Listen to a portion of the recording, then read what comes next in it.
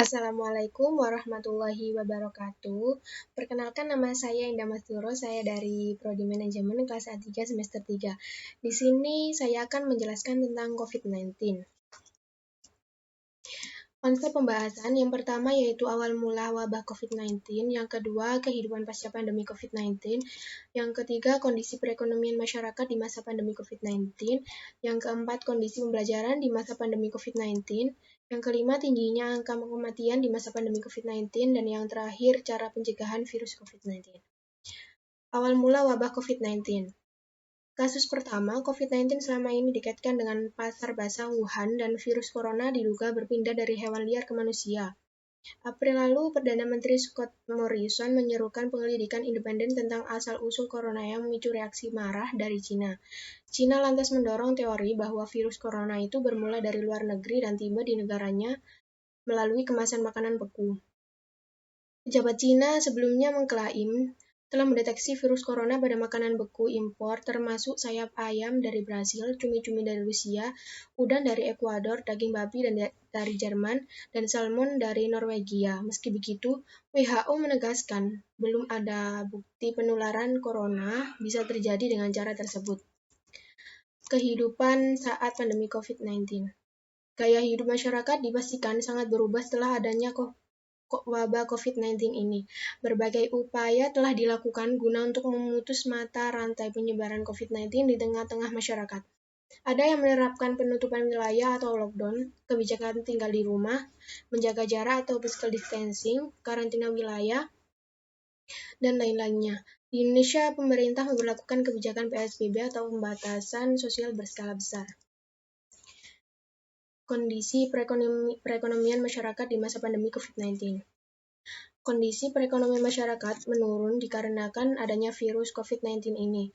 Kondisi ini terjadi karena banyaknya masyarakat lebih memilih bekerja di rumah karena mematuhi kebijakan pemerintah. Apalagi kondisi seperti ini membuat para pedagang kaki lima resah karena perekonomian tidak lancar dan membuat mereka tidak betah jika harus bekerja di rumah saja.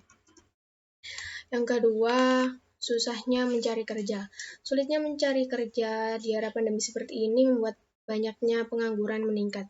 Dikarenakan kondisi seperti ini harus mengurangi kontak antar sesama atau menjauhi kerumunan dan harus berjaga jarak minimal 1 meter. Kondisi pembelajaran di masa COVID-19. Untuk kondisi saat ini, di era pandemi sekarang, kebanyakan siswa ataupun mahasiswa memperlakukan pembelajaran dengan di rumah saja atau dengan sistem daring. Dengan adanya hal ini, dapat dijadikan mereka untuk tetap belajar di rumah dan mematuhi peraturan pemerintah bahwa untuk sekolah dan perkuliahan diliburkan sampai waktu yang tidak bisa ditentukan. Hal itu dilakukan agar dapat memutus rantai penyebaran COVID-19. Siswa SD harus melakukan pembelajaran di rumah dengan didampingi orang tua sebagai pengganti guru di sekolah. Dan ini mahasiswa melakukan kuliah secara daring dengan menggunakan aplikasi seperti Zoom, Google Classmeet, dan lain-lainnya. Angka kematian semakin tinggi. Mengapa angka kematian semakin tinggi?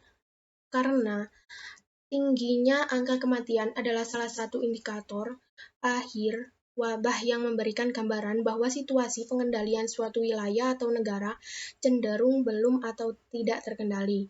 Untuk mencegah kematian akibat COVID-19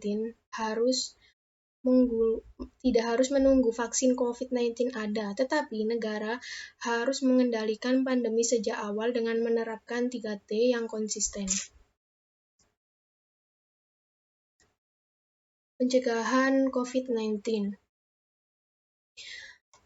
Yang pertama, cuci tangan secara rutin. Yang kedua, memakai masker. Yang ketiga, selalu jaga jarak. Yang keempat, jaga pola makan dan istirahat yang cukup. Dengan adanya pencegahan-pencegahan tersebut, maka bisa dikatakan kita dapat menjaga diri sendiri dengan baik dan menjaga orang di sekeliling kita agar tidak terinfeksi virus COVID-19. Dengan adanya hal tersebut, dilakukan dapat memutus rantai penyebaran COVID-19 dan menjadikan pandemi ini agar segera berlalu dan kehidupan masyarakat akan normal kembali. Nah, itu tadi penjelasan dari saya tentang COVID-19. Apabila ada kata-kata yang kurang berkenan, saya mohon maaf dan sekian dari saya. Saya akhiri. Wassalamualaikum warahmatullahi wabarakatuh.